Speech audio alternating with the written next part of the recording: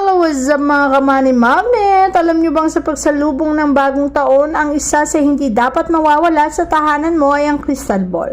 Para sa pagsapit ng 2024, ligtas ka sa anumang mga negatibong kamalasan na maaring madulot sa iyo ng taong iyan.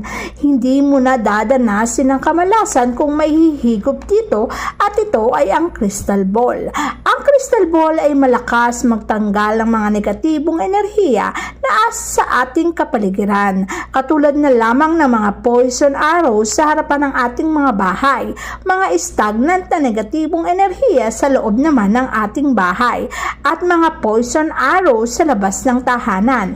Ang lahat ng yan ay hihigupin at tatanggalin ang mga kamalasan ng crystal ball at ang papapasukin lamang ang positive chi na magdudulot ng kaswertihan. Kaya ligtas ka sa kamalasan sa taong